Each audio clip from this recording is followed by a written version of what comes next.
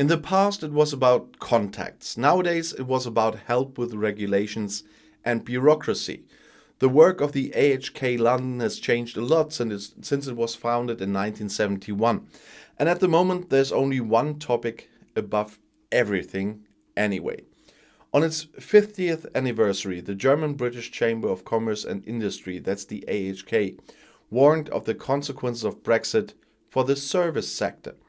The new visa regulations in both directions would make cooperation more difficult, said AHK boss Ulrich Hoppe to the German press agency in London. And he said, as a result, there is of course great fear that we will drift a little apart economically or socially because this exchange will simply become more difficult. The London Chamber of Commerce Abroad is celebrating a milestone birthday on Wednesday. During Brexit, there was a strong focus on the port congestion because the containers got stuck because the customs clearance is not really running, said Hoppe. And he said, we overlook the fact that, of course, we also have an incredible amount of exchange in the area of services. But you don't see it like that. The sector has recently gained in importance in both economics and has shown great dynamism that does not involve planning far in advance. It will all be very, very much more difficult. The pandemic covered the problem because it was not possible to travel. But Hoppe says, but when we hopefully have to have the corona crisis behind us at some point, that will come to the fore again. Companies would have a harder time pulling together project teams quickly. Hoppe says, we see a problem coming up for the economy, but also for the national economies as a whole and for intellectual exchange. The work of the AHK has changed significantly in the past few decades. Hoppe said, in the past, the classic way of making contacts was much stronger. Now, because of the new media companies already know about possible partners.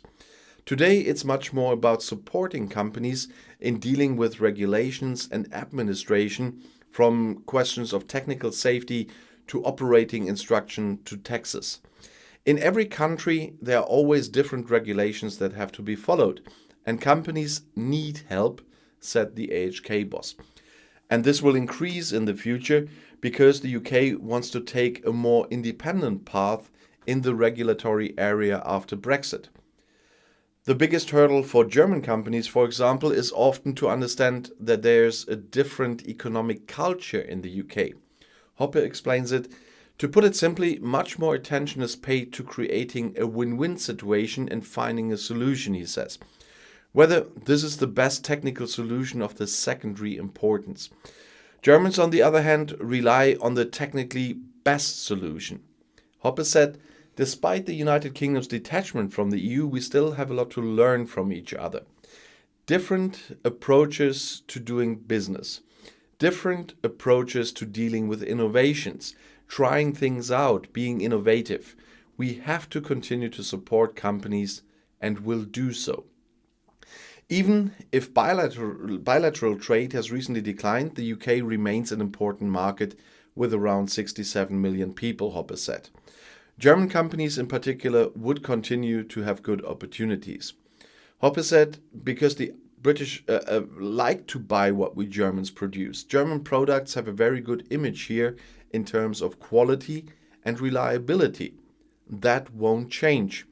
Of course, it could be that the products become more expensive because additional costs are passed on to the customers.